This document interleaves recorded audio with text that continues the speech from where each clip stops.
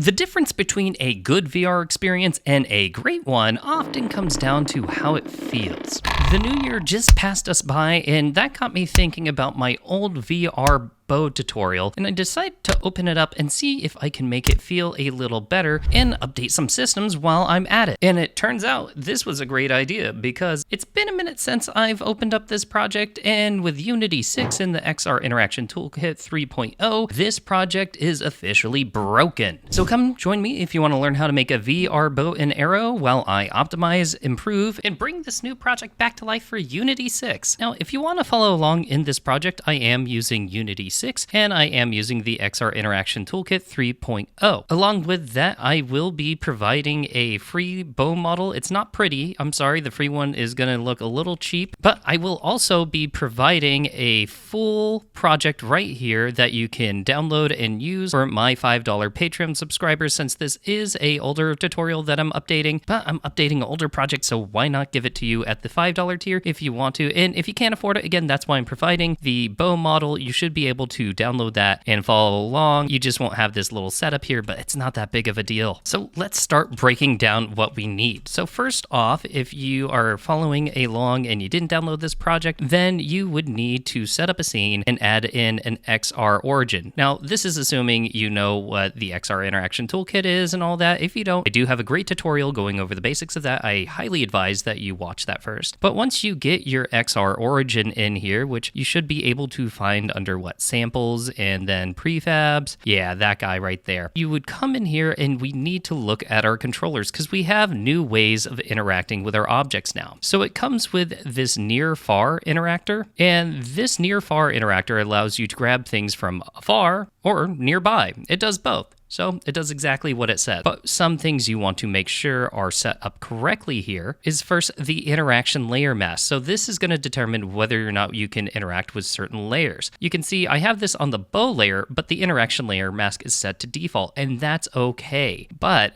that doesn't mean we're out of the clear. So this is where things can get a little iffy. So if we scroll down here, we can see down here with the sphere interaction caster. So this used to be what the XR Direct interactor was like. This is our little sphere, allows to grab things nearby. You're going to want to make sure on the physics layer mask that you add into the default and bow. And if you don't have these layers, well, you got to add them. So you would just come up here, you go to default layer, add layer, and then you would write something in like bow. Coming back to the sphere interaction caster. So now that we have this physics layer mask added with both default and bow, that's going to allow us to interact with our bow, but we are not done because we're not doing it with the ray caster that's on this thing. So let's see if we can find it. Here we are, the curve interaction caster. Perfect. Right now, its raycast mask is set to default in UI. What's the problem with that? Well, it's not set to bow. So once we've added that to bow, we should be able to grab this bow and arrow from nearby or far away. And so you'd want to make sure that you do it for the right controller as well. Let me see if I've already done this. I have not. So look, another learning opportunity. So we're going to set that to bow and then set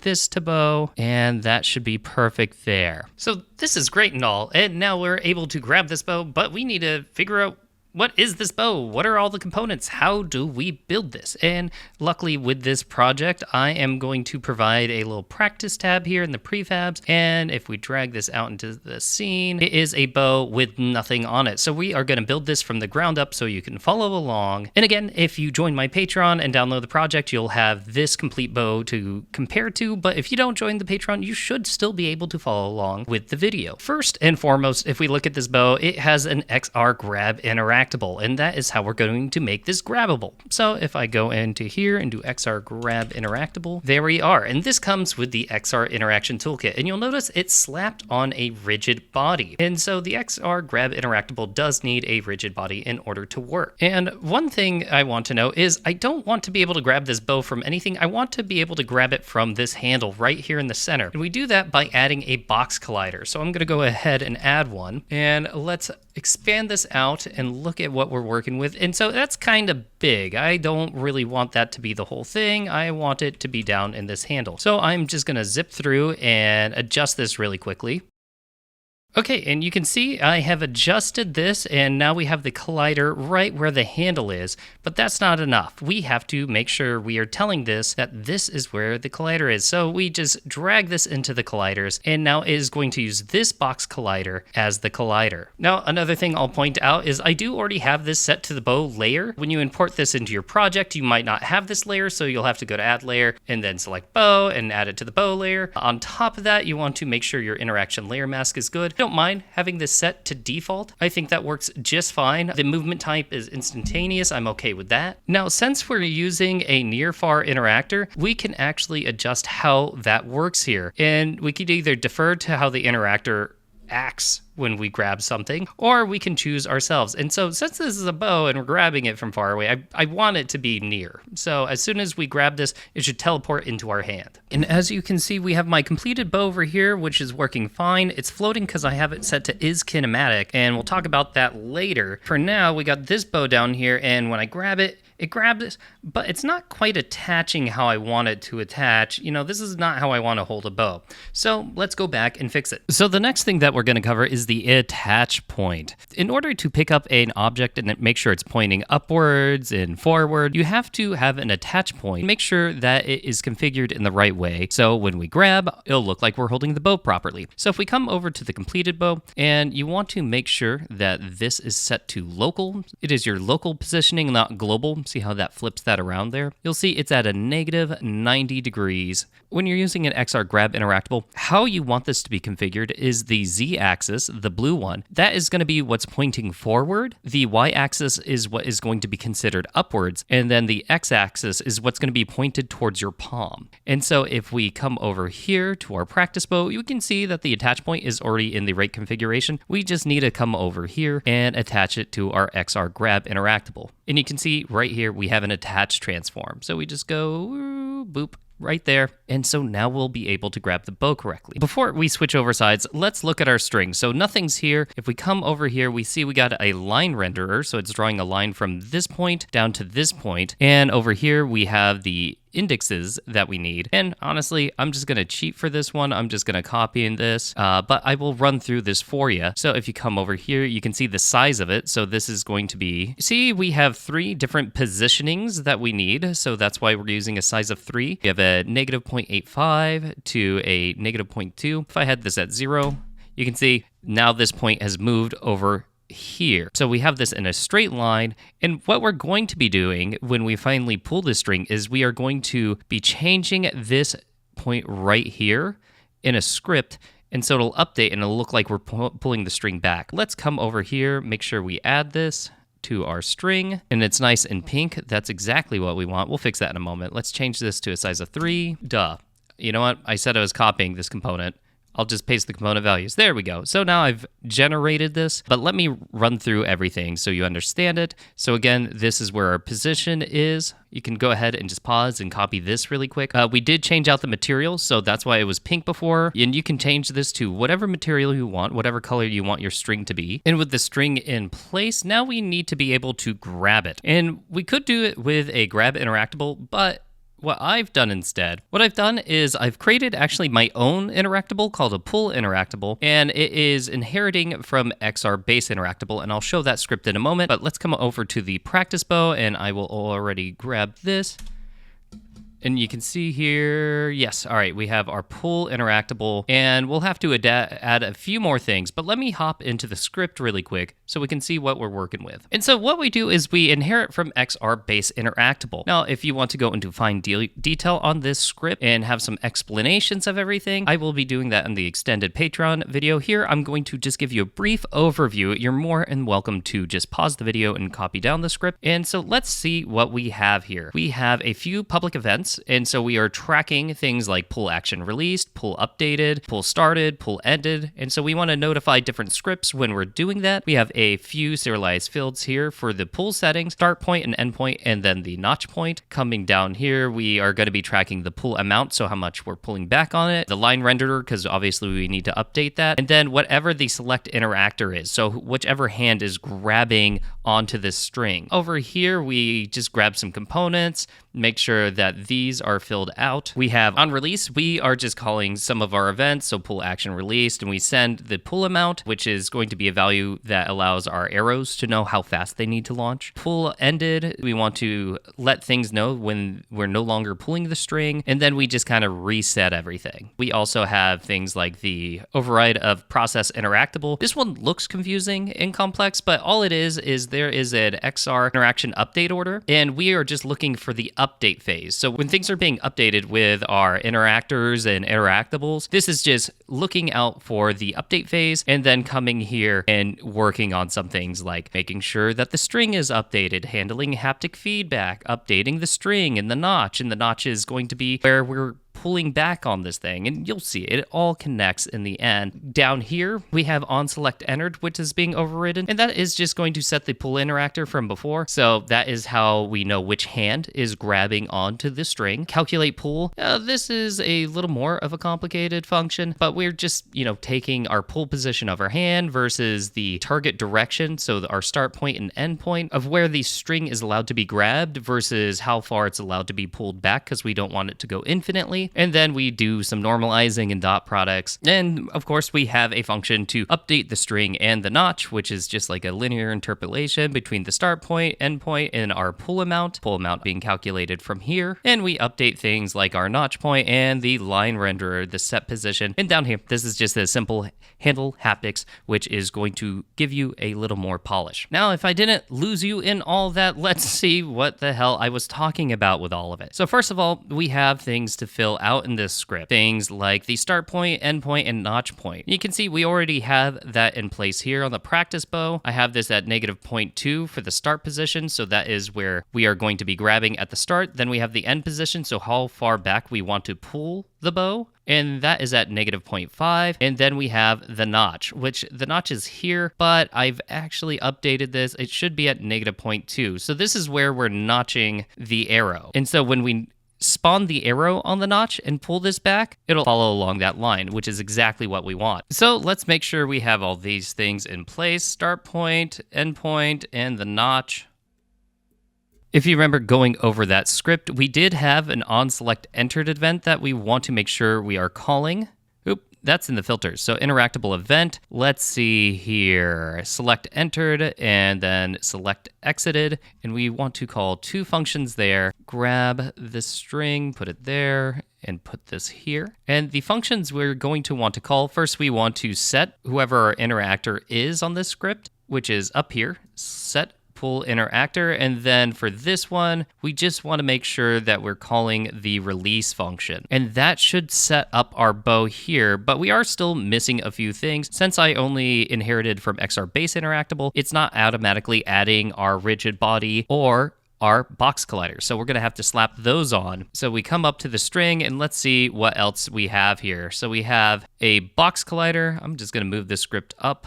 Oh, all right, never mind. It's getting cranky. So we have a box collider here. I'm going to go ahead and copy the component. I'm going to come down to string, add a box collider. This will allow us to interact with the string, and it's actually doing a pretty good job mapping onto it already, so I shouldn't have to paste anything here. Yeah, if I paste it, I'm almost certain it's going to be the same values. Oh, perfect. Yeah, we just have to add a box collider. That's actually really nice. Other thing is I believe we need to have a rigid body, and with this rigid body, we want to make sure it is kinematic and turning off gravity. We don't want this thing this line to just fall off the bow. So let's come over here. Let's add a rigid body really quick. And then I'm going to turn off that, turn this on. That's good. I like everything I'm seeing there. The last thing we need to do with this bow is add a little bit of flair to it, a little bit more polish in the form of audio. So we can see here we already have the rigid body, we already have the box collider, we got the line renderer, we got all these goodies, but we need an audio source and then the bow audio handler. So I'm gonna go ahead and slap an audio source onto this guy, and then we will crank this up to make sure it's all 3D space for our spatial blend. And then we need to add this script right here, the bow audio handler. If I come over here and add this, we can open up the script and I will go through it really quickly. So going over this really quick, the bow audio handler. So we have 2 clips, our pull sound, our release sound. And so this is gonna be a little sound like a stretching balloon almost, and this is kind of like the doorstop, a springy doorstop being plunged. Then we have some audio settings for us to play with, a min pitch, a max pitch, and then we're doing the same for the release, which is always good practice when you're playing with sounds that are constantly the same. You might want to randomize the pitch just so it doesn't get so boring and annoying. And of course, we want the audio source and the pull interactable. Coming in the awake, we just set the audio source and the pull interactable. We make sure that the pull interactable isn't null, and then we are going to subscribe to all those events from before. So started, updated, and pull action released. And you always want to make sure you unsubscribe from events when you do on destroy. Handle pull started, so it will just make sure we load in the right clip. We're going to change the loop to yes, and then we are just going to start playing it. Handle pull updated is going to pass in that pull amount from before with our pull interactable, and it is going to set the pitch somewhere between the min and max and the pull amount. And from there, if the pull amount is a little less and practically nothing, we're just going to stop the audio source because it's not pulling enough to really make a good pulling sound. And then finally, when the pull amount is released, we are just going to load in the release sound, do the same thing, set the pitch, and then we're just going to play it. But you know what I just noticed there? That loop was set to true here, and so I don't want the release sound to be looped, so I'm gonna go ahead and set that to false. Perfect, and that is our bow audio handler. Now let's come back into here, go to our string, we have our audio source, and then we need our clips, which I have right here. You can always go out and find your own clips that you might think sound better. This is for the pull sound. This is for the release sound. You know, I'm okay with the defaults here, I think. Yeah, I don't like the volume to be super, super loud. 0.2 there. Now, let's boot this up and see if this practice bow is pulling, if it is aligning correctly, and if it is making any sounds. So booting into the scene, let's see, we have our bow that we're making here, and if I pull the string, but if I release, there we go. So it looks like we're able to grab our bow, we are able to pull the string, and you know what? The bow keeps dropping to the ground because I'm foolish and it's using gravity, so I'm gonna go ahead and turn that off. What do we need next? Oh, an arrow! So we need to spawn arrows. So let's look on this and see if we can find out how we are spawning arrows. So it looks like I have a script here called arrow spawner. So I'm gonna go ahead and slap that on there, and we can dive in and figure out what makes this work. We need an arrow prefab and a notch point. So we already have the notch point, but what is the arrow prefab? So let's come over here, and I have a prefab called arrow complete. Now this one I'm not going to build from the ground up. I am just going to go through it, but if you are practicing, you should give it a shot. I do have a practice one here that is nice and empty, and you should be able to go through and add the components to understand how the whole system works. We already did that for the bow. For this, we are just going to walk through and figure out what's going on. So first of all, we have a mesh renderer here, which is going to be the entire arrow itself. And you'll notice that this is actually a little off center. So this is at 0, 0, and then the arrow itself, the mesh renderer, is moved up just a little bit. And so that is to line up this with the notch. So when it spawns in, the end piece is going to notch right in at the end of our string that we're going to be pulling. We also have a few other components on here. We need a box collider for when we collide with things and run into objects, a rigid body, so we have physics. I've also switched this to continuous dynamic. It'll be checking the physics a lot more and be a little more accurate. The mass is knocked down to about 0.2, angular dampening 0.05, and when it starts off, I have it set to is kinematic and not using gravity. We're actually going to switch that on when the arrow is in the air. So speaking of which, we have 2 scripts here. We have arrow launcher, and then we also have the arrow impact handler. So if we open up the script, let's talk about it really fast. So the arrow launcher, we set whatever speed we want. We have a trail system as a visual effect. We need access to the rigid body, a bowl to make sure it's still in the air, and then access to the pull interactable. And so in awake, all we do is initialize the components and set the physics to false. Initialize components just come in, get the rigid body, and then let's look at set physics. Where is it hiding? Set physics physics. It's just going to come in here and it's going to say if the rigid body isn't null, then we are going to say gravity will be whatever used physics is, so false, and is kinematic is going to be the opposite of that. Then we come here to initialize. So initializing, we have a public function where we're going to be passing in a XR pool interactable. We will say the pool interactable will equal pool interactable, and then we subscribe to its pool action release. So we need to subscribe to the specific pool interactable that is currently pulling and releasing. Otherwise, you had multiple bows in the scene, and we just had like a static event, then, I mean, any bow could shoot off any arrow on any bow. So you don't really want that. We needed to subscribe to a specific pool interact. And then on destroy, we just make sure that we unsubscribe from that event. On release, we're going to make sure that we still unsubscribe from the event because we no longer care if pool action released happens with this arrow. It's launching into the air. We're going to say the air is true, set physics to true. We're going to add a force, which is going to be the forward of the arrow times the value and speed, and that value that is calling this or is going to be passed in is going to be that pull force from the pull interactable. And then on rigid body, we are just going to add that force, and it is just going to be an impulse. So think of it as like a one time adding a bunch of force, boom, shooting it off. Then we start a coroutine called rotate with velocity, and then we have a trail system set to active. So we're just turning on our little trail that follows behind our arrow. Rotate with velocity, this is where the magic comes in of making sure the arrow is aligning how you would expect it to align when it is flying through the air. If we shot it straight in the air and it started to slow down, eventually you'd expect the tip of the arrow to flip over on its head and begin heading downward. We do this with all these calculations. And then finally, we have a public function called stop flight, where we will be turning off the physics here. And that is it. Yeah, that is it for the arrow launcher. And so we need another script here called the arrow impact handler. And so this is going to determine how we act when we impact into something. So coming here, you can see we have a bunch of variables that we're going to be using. Is it going to explode on impact? Is a Boolean? How long can it stick into an object before it deletes itself? Is the stick duration? Minimum embedded depth versus maximum embedded depth. So if we want it to penetrate something, it can pick a range between those two variables. We have a layer mask, which is going to be all the ignore layers. So we don't want this arrow interacting with the bow or the player or anything. We just want it interacting with the environment and the enemies that are in the scene. And then finally, the tip transform. We're going to use this later to calculate how much we should embed into an object. We also want the visual effects. So if we are exploding on impact, we want to have an impact effect. And then the mesh renderer, we just want to hide it, not deleting the arrow immediately when we run into something. If we choose to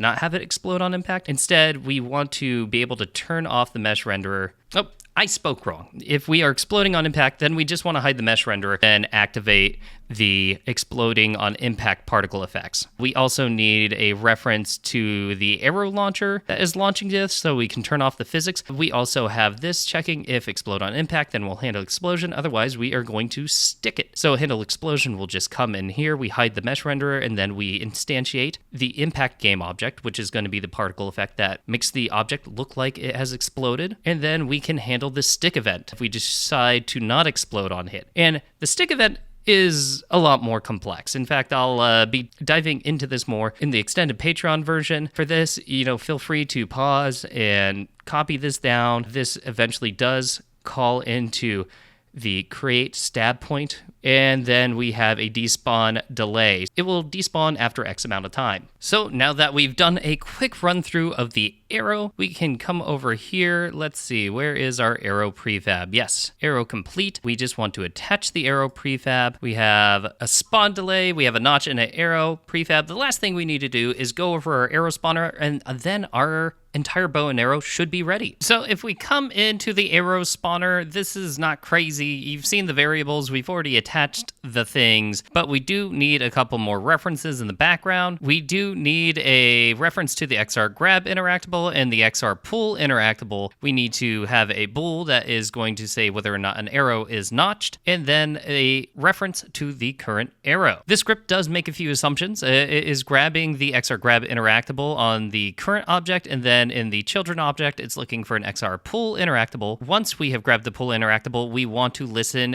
to when the the pull action is released and call a function called notch empty.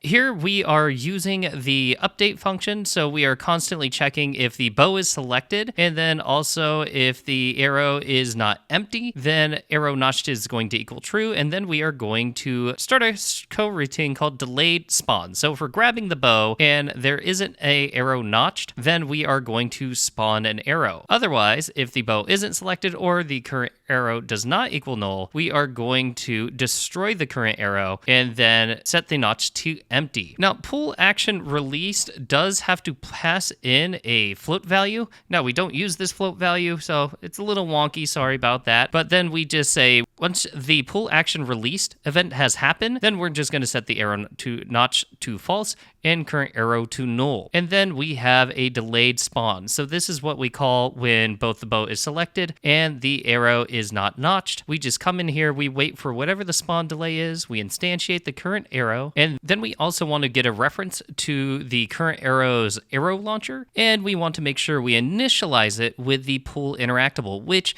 is the pull interactable associated with, which is the pull interactable that we set here to this event. And that is it, nothing too crazy. So let's start up this scene and see if we have a working bow and arrow.